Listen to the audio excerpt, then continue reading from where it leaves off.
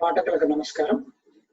ఈరోజు మనం భారత రాజ్యాంగ చారిత్రక నేపథ్యం అనే లెసన్ని భారత రాజ్యాంగ చారిత్రక నేపథ్యం అనే లెసన్ని మనం చదువుకోబోతా ఉన్నాం. ఈ భారత రాజ్యాంగం ఈ రూపు రావడానికి 2 సంవత్సరాల 11 మాసాల 18 రోజులు రాజ్యాంగ నిర్మాతలు రాజ్యాంగ నిర్మాణ సభ కృషియే కాకుండా దాదాపుగా 174 సంవత్సరాల సుదీర్ఘ చరిత్ర మనం ఇక్కడ చూడవచ్చు. అయితే వ్యాపార నిమిత్తమై భారతదేశానికి వచ్చిన యూరోప్ కంట్రీల్లో ప్రధానమైన దేశంగా మనం దీనిని బ్రిటిష్ అని చెప్పుకుంటాం. బ్రిటిష్ వాడు 1600 సంవత్సరాలలో మన దగ్గర ఈస్ట్ ఇండియా కంపెనీని ఏర్పాటు చేయటం, ఆ ఈస్ట్ ఇండియా కంపెనీ వ్యాపార నిమిత్తమై వ్యాపార వాణిజ్యాన్ని భారతదేశంలో పెంపొందించుకుంటూ నెమ్మదిగా పరిపాలన పైన రాజకీయ వ్యవస్థ పైన తన యొక్క ఆధిపత్యాన్ని సంపాదించుకోవటం, ఆ సంపాదించుకున్న క్రమంలో ఈస్ట్ ఇండియా కంపెనీ భారతదేశం పైన గుత్తాధిపత్యాన్ని ఏర్పాటు చేసుకునే క్రమం జరిగింది.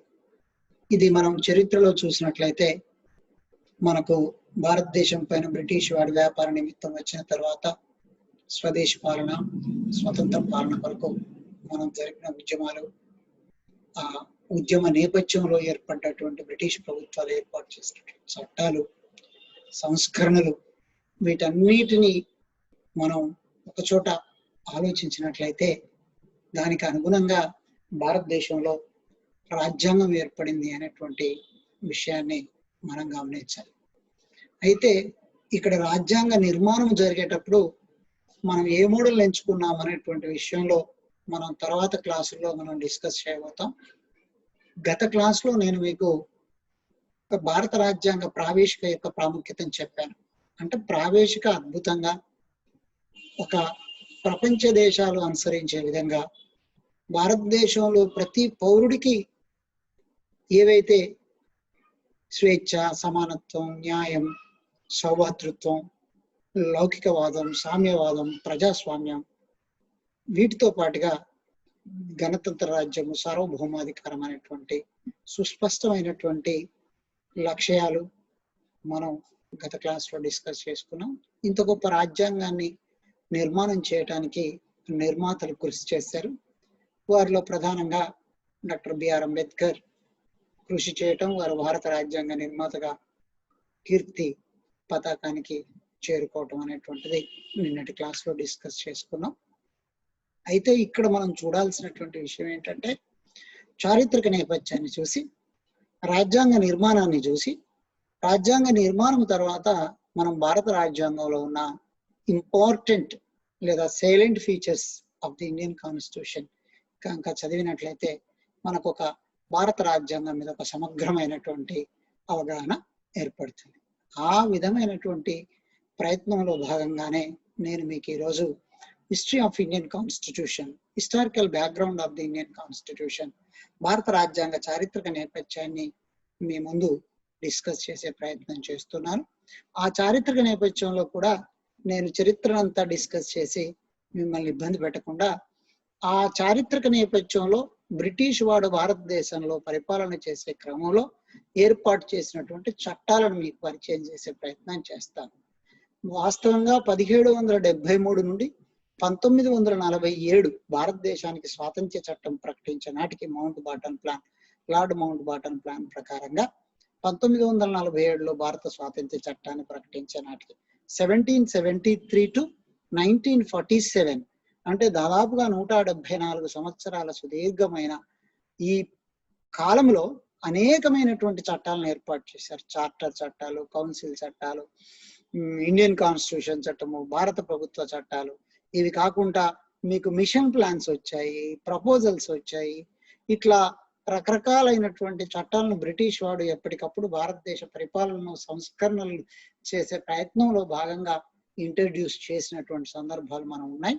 అయితే చార్టర్ చట్టాల్లో భాగంగానే 1773 నుండి మనకి 1853 వరకు, అంటే ప్రతి 20 సంవత్సరాలకు ఒకసారి ఈస్ట్ ఇండియా కంపెనీకి రెన్యువల్ ఇస్తా ఉన్నది బ్రిటిష్ ప్రభుత్వం బ్రిటిష్ పార్లమెంటు భారతదేశంలో వాణిజ్య, వ్యాపార, రాజకీయ, పరిపాలనా పరమైనటువంటి వ్యవహారాల నిర్వహణ బాధ్యతను ఈస్ట్ ఇండియా కంపెనీకి అప్పచెప్తూ ఆ ఈస్ట్ ఇండియా కంపెనీకి ప్రతి 20 సంవత్సరాలకు ఒకసారి ఆ అధికారాన్ని రెన్యువల్ చేసే క్రమంలో చట్టాలను ఏర్పాటు చేయడం జరిగింది. అయితే మనం మొట్టమొదటి చట్టాన్ని 1773 లిఖిత చట్టం, భారతదేశంలో మొట్టమొదటి లిఖిత చట్టంగా కూడా పేర్కొంటారు. ఇది బ్రిటిష్ ప్రభుత్వం దీని రెగ్యులేటింగ్ చట్టం అని పేరు పెట్టింది. రెగ్యులేటింగ్ చట్టం అని ఎందుకు పేరు పెట్టాల్సి వచ్చింది? మీరు ఇక్కడ మనకు పీపీటీలో కనుక స్క్రీన్ పైన చూసినట్లయితే మీకు కనిపిస్తుంది.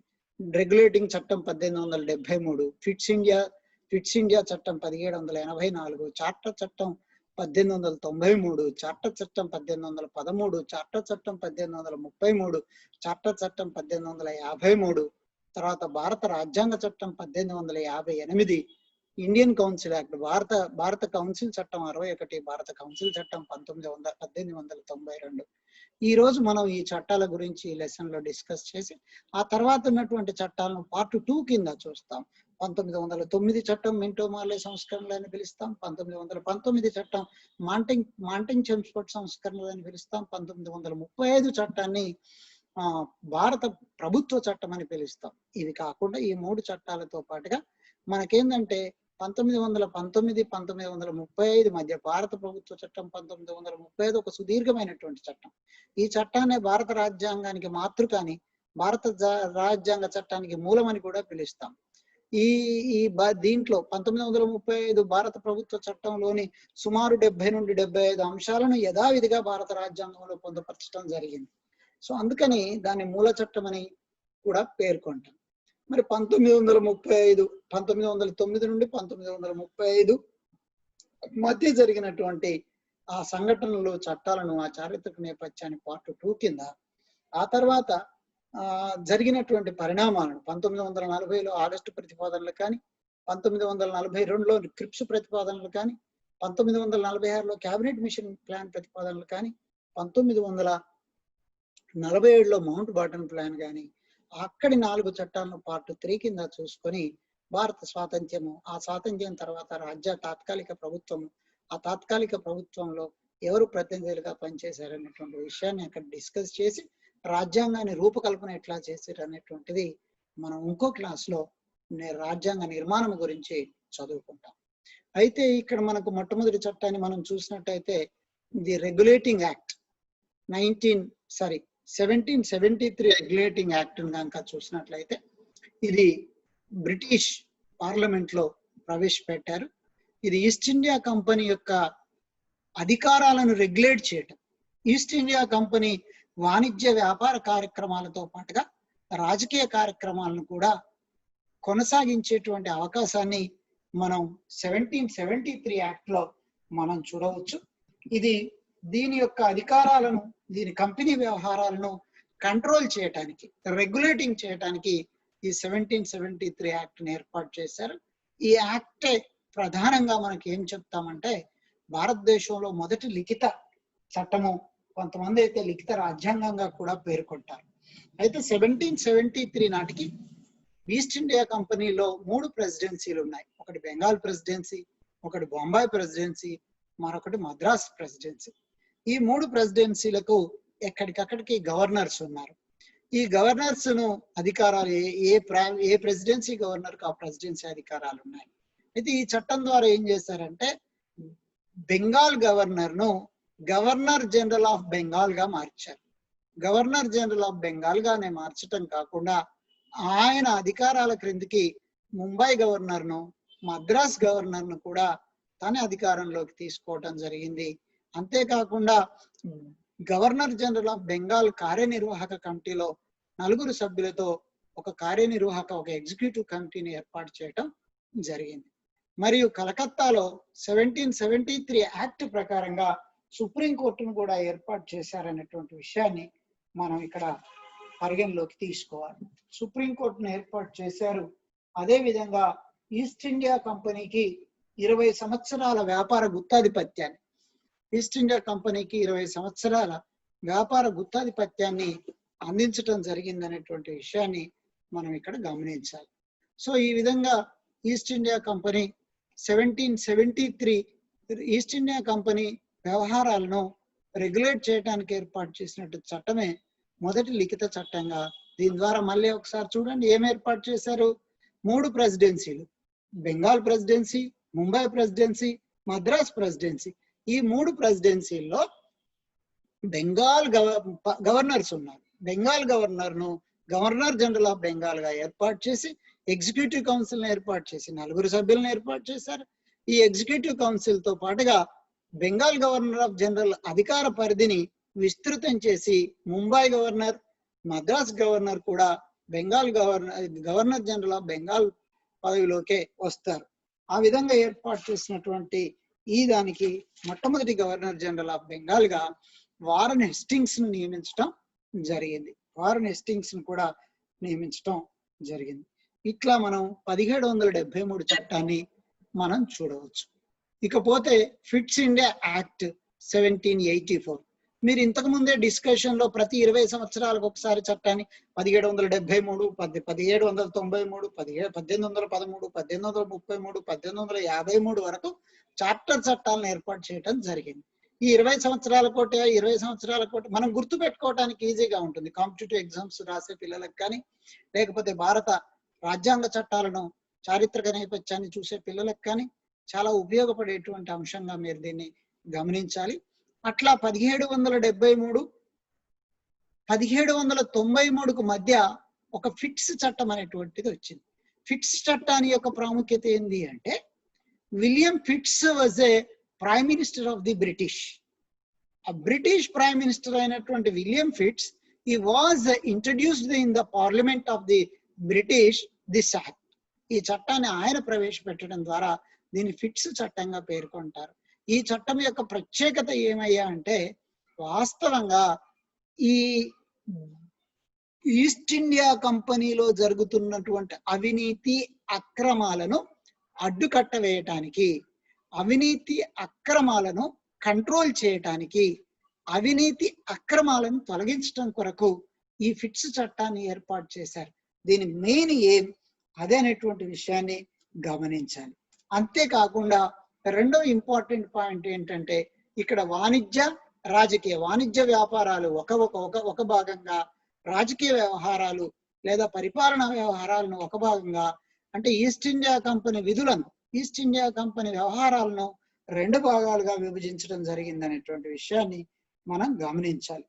సో ఈ విధంగా ఈ ఈస్ట్ ఇండియా కంపెనీ యొక్క వ్యవహారాలను 2 భాగాలుగా విభజించటం, అంతేకాకుండా ఈస్ట్ ఇండియా కంపెనీ యొక్క కార్యనిర్వాహక సభ్యుల సంఖ్యను 4 నుండి 3కు తగ్గించటం, తర్వాత గవర్నర్ జనరల్ ప్రెసిడెన్సీల పైన ప్రత్యేక నియంత్రణ కలిగి ఉండేటట్టుగా ఈ అధికారాలను కట్టబెడుతూ ఈస్ట్ ఇండియా కంపెనీలో అవినీతి అక్రమాలను తొలగించేసి వాటిని వెలికి తీసే ప్రయత్నాన్ని చేసే భాగంగా 1784వ చట్టాన్ని ఏర్పాటు చేశారని మనం గమనించాలి. మనం ఇంతకుముందు చెప్పినట్టుగా మనం 1793 యాక్ట్, ఈ 1793 యాక్ట్ యాక్చువల్ గా ఈ 1793వ చట్టము ఈస్ట్ ఇండియా కంపెనీ యొక్క అధికారాలను ఒక 3 సంవత్సరాలు ఎక్స్టెండ్ చేసే అవకాశాన్ని కల్పించారు. 20 ఇయర్స్, క్షమించాలి.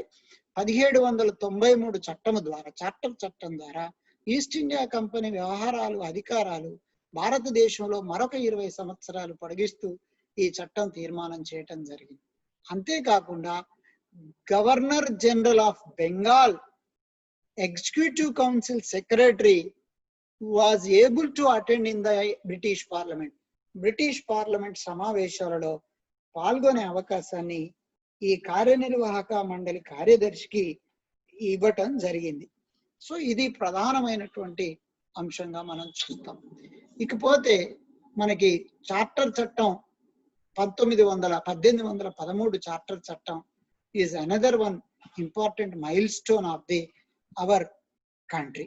దీంట్లో ప్రధానంగా చాలా ముఖ్యంగా చెప్పుకోవాల్సింది 2 ఇంపార్టెంట్ పాయింట్స్ ఏంటంటే, ఒకటేమో ఈస్ట్ ఇండియా కంపెనీ యొక్క గుత్తాధిపత్యాన్ని, ఈస్ట్ ఇండియా కంపెనీ భారతదేశంలో చేసే వ్యాపారం యొక్క గుత్తాధిపత్యాన్ని తగ్గిస్తూ ఇక్కడ ఏ అదర్ బ్రిటిష్ కంపెనీస్, ఏ కంపెనీస్ అయినా, మిషనరీస్ అయినా, క్రిస్టియన్ మిషనరీస్ అయినా ఏవైనా భారతదేశంలో వచ్చి వ్యాపారం చేసుకోవచ్చు. బ్రిటిష్ వాళ్ళు, British companies, British business, British etcetera.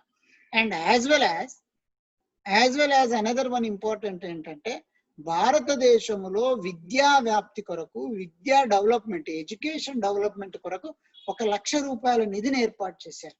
1813 చట్టం ద్వారా 1 లక్ష రూపాయల నిధిని ఏర్పాటు చేశారు. ఈస్ట్ ఇండియా కంపెనీ యొక్క గుత్తాధిపత్యాన్ని తగ్గిస్తూ other companies from the British, they can able to invest their investments, they can do business in India అనేటువంటి ఒక రెజల్యూషన్స్ పాస్ చేయటం జరిగింది.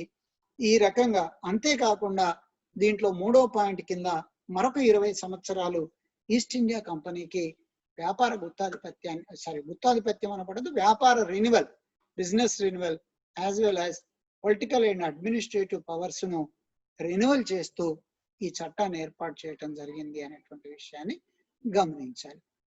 సో 1813 తర్వాత మనకు 1833 చార్టర్ చట్టాన్ని చూడాలి. ఈ 1833 చార్టర్ చట్టం ప్రకారంగా గవర్నర్ జనరల్ ఆఫ్ బెంగాల్ పదవిని ఏం చేశారంటే భారత గవర్నర్ జనరల్ గా మార్చారు. ఇండియన్ గవర్నర్ జనరల్ అనేటువంటి పదంలోకి మార్చటం జరిగింది. అంతేకాకుండా దీని ప్రకారంగా లార్డ్ మెకాలే అధ్యక్షతన లా కమిషన్ ఏర్పాటు చేశారు. చాలా ఇంపార్టెంట్ పాయింట్ ఏంటంటే, లార్డ్ మెకాలే అధ్యక్షతన లా కమిషన్ ఏర్పాటు చేశారు. మరియు సివిల్ సర్వీసెస్ నియామకాలను, పోటీ పరీక్షలు నిర్వహించి సివిల్ సర్వీసెస్ ఎగ్జామినేషన్స్ కండక్ట్ చేయటం, ఆ సివిల్ సర్వీస్ ఎగ్జామినేషన్స్ లో ఇండియన్ పీపుల్ కి ఏబుల్ టు రైట్ ఎగ్జామినేషన్స్ రాసుకునే అవకాశాన్ని కల్పిస్తూ ఏర్పాటు చేశారు. లా కమిషన్, లార్డ్ మెకాలే అధ్యక్షతన లా కమిషన్ ఏర్పాటు చేశారు. 20 సంవత్సరాలు ఈస్ట్ ఇండియా కంపెనీకి వ్యాపారాన్ని రినివల్ చేశారు, ఈస్ట్ ఇండియా కంపెనీ అధికారాలను రినివల్ చేశారు. అదేవిధంగా గవర్నర్ జనరల్ ఆఫ్ బెంగాల్ హోదాను ఇండియన్ గవర్నర్ జనరల్ గా మార్చారు. అదేవిధంగా లా కమిషన్ ఏర్పాటు చేశారు. ఇది భారతదేశంలో ఒక కేంద్రీకృతమైన పాలనకు మొదటి చట్టంగా మనం దీన్ని గుర్తించవచ్చు అనేటువంటి విషయాన్ని దయచేసి మనం ఈ చట్టంలో నేర్చుకుంటున్నాం మిత్రులారా. తర్వాత మనం అనుకున్నట్టుగానే features of the charter act of 1853. Charter act of 1853 ప్రకారంగా కొంత పరిపాలనలో కొన్ని సమూలమైనటువంటి మార్పులు తీసుకొచ్చిన చట్టంగా దీన్ని మనం పేర్కొంటాం. దీని ప్రకారంగా మరొక 20 సంవత్సరాలు ఈస్ట్ ఇండియా కంపెనీకి అధికారాలను కట్టబెడుతూ ఈ తీర్మానం చేశారు. 1వ పాయింట్. 2వ పాయింట్ ఏంటంటే, లార్డ్ మెకాలే కమిటీ యొక్క సూచనల మేర ఈ సివిల్ సర్వీస్ నియామకాలను బహిరంగ పోటీ ద్వారా నియమించే పద్ధతిని ఏర్పాటు చేశారు.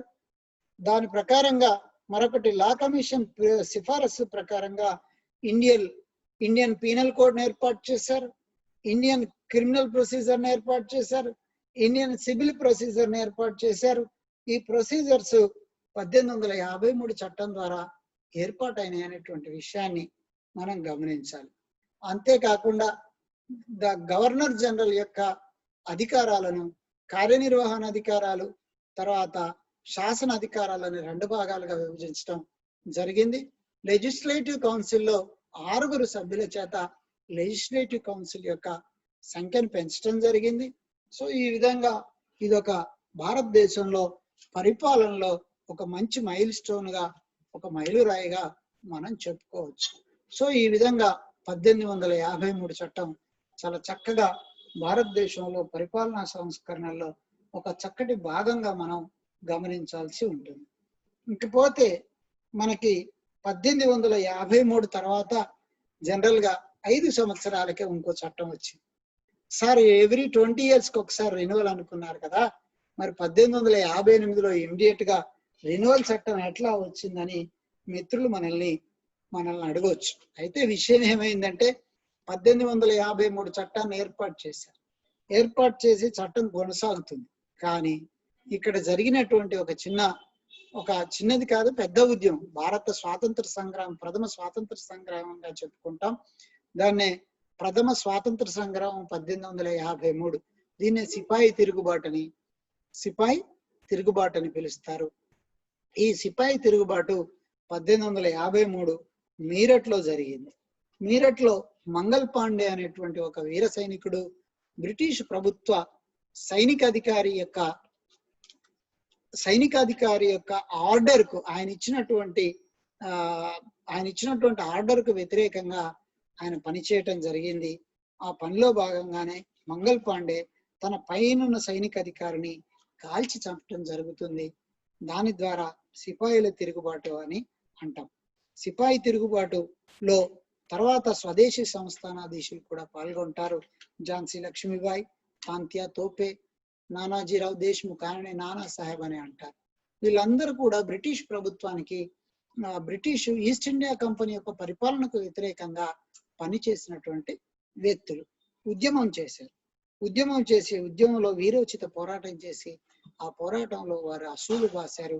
చివరికి ఈస్ట్ ఇండియా కంపెనీ గెలిచింది. కానీ బ్రిటిష్ ప్రభుత్వం ఏం చేసిందంటే, భారతదేశంలో పరిపాలనాపరమైన సంస్కరణలను మనం స్టెప్ బై స్టెప్ ప్రవేశపెడతా ఉన్నాము.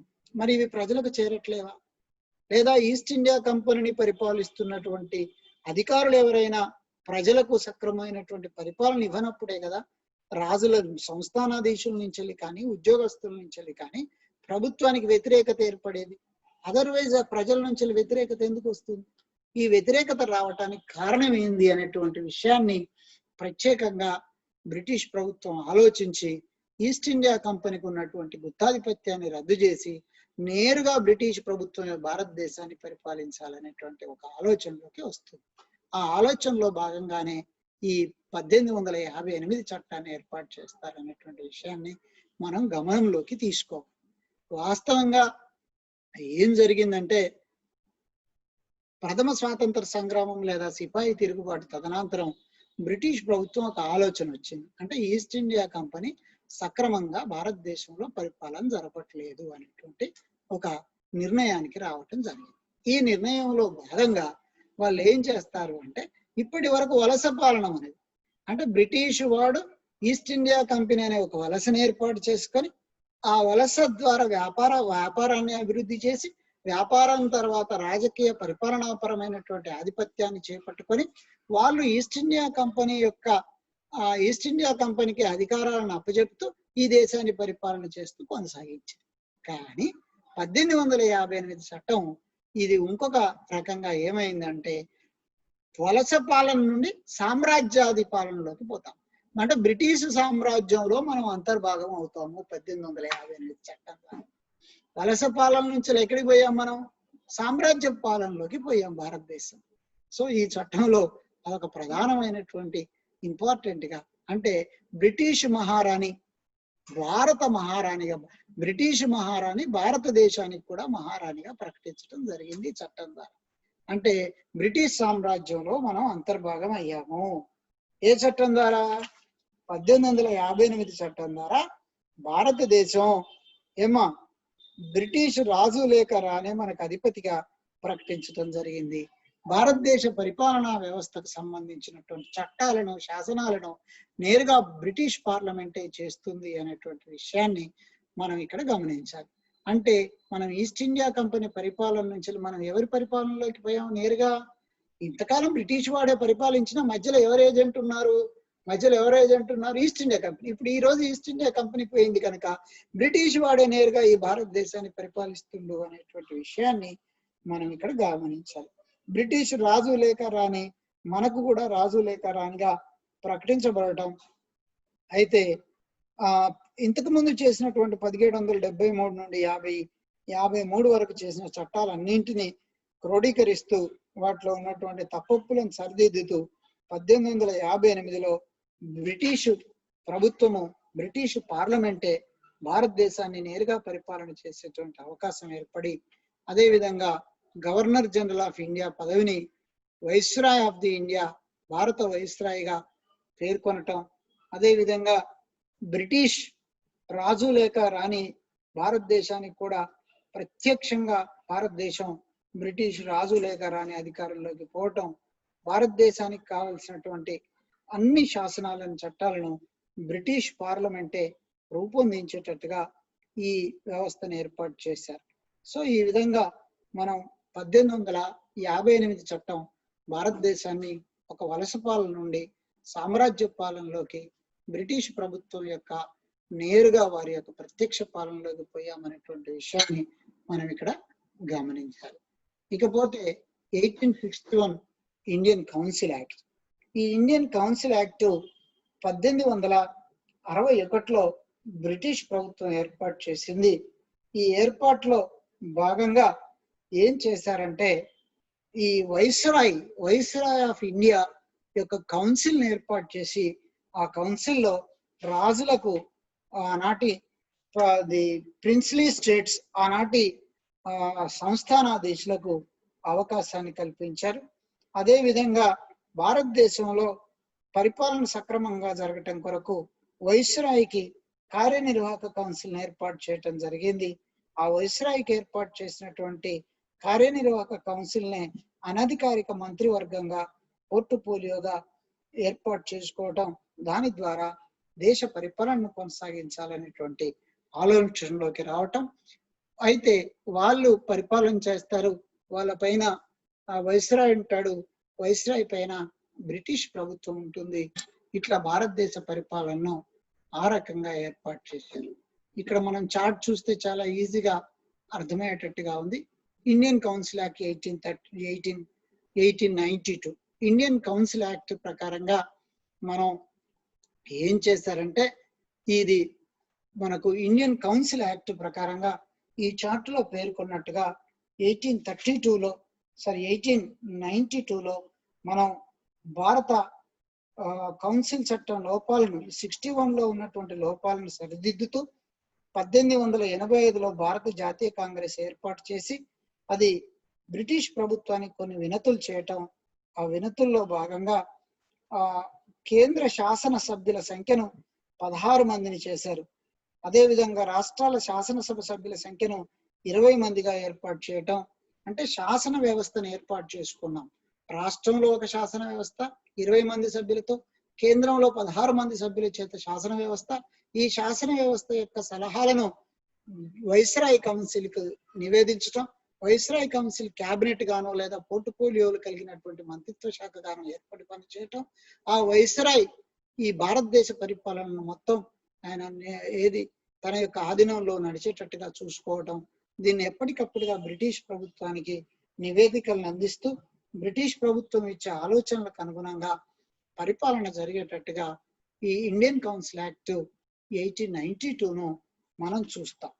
ఇక తర్వాత ఏర్పడినటువంటి చట్టాలలో మనం చాలా ముఖ్యంగా 1919, 1909, 1919, 1935, 1947 చట్టాలు. ఈ చట్టాలతో పాటుగా మనం Simon commission, Nehru report, communal award, round table conferences, first round table, second round table, third round table conferences, వాటి తర్వాత 1935 చట్టానికంటే ముందు శ్వేతపత్రం తర్వాత 1935 చట్టం, 35 చట్టం తర్వాత 1940లో ఆగస్టు ప్రతిపాదనలు, 42లో క్రిప్స్ ప్రతిపాదనలు, 1946లో క్యాబినెట్ మిషన్ ప్రతిపాదన, 1946 క్యాబినెట్ మిషన్ ప్రతిపాదనలకు అనుగుణంగా భారత రాజ్యాంగ నిర్మాణ సభ ఏర్పాటు, 1947లో లార్డ్ మౌంట్ బాటన్ యొక్క ఆలోచన ప్లాను, ఆ లార్డ్ మౌంట్ బాటన్ ప్లాన్ ప్రకారంగా 1947 August 14 midnight means 15th August రోజు ఇండియా ఇండిపెండెన్స్ యాక్ట్ ను అమలు కావటం అనేటువంటిది భారత రాజ్యాంగ చారిత్రక నేపథ్యాన్ని చూస్తాం.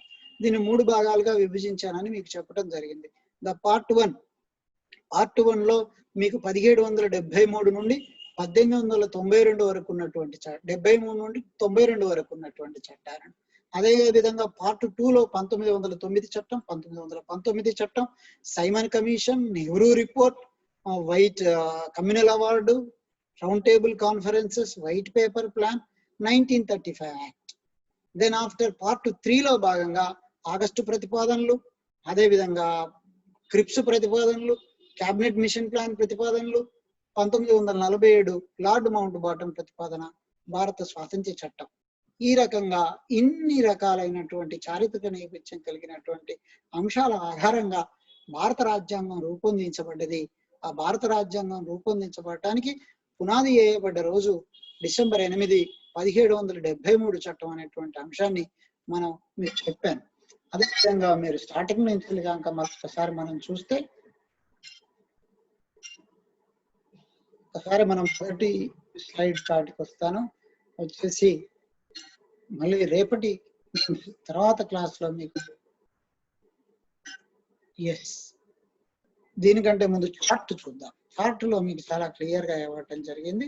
History of the historical background of the Indian constitution part 1 లో రెగ్యులేటింగ్ యాక్ట్ 73, తర్వాత పిట్స్ చట్టం 84, 1793 charter act, 13 charter act, 33 charter act, 53 charter చట్టము, భారత రాజ్యాంగ చట్టం 1858, 1861 Indian council act, 1892 Indian council act. ఈ రోజు మనం 1, 2, 3, 4, 5, 6, 7, 9 చట్టాల గురించి చాలా స్పష్టంగా చదవటం జరిగింది.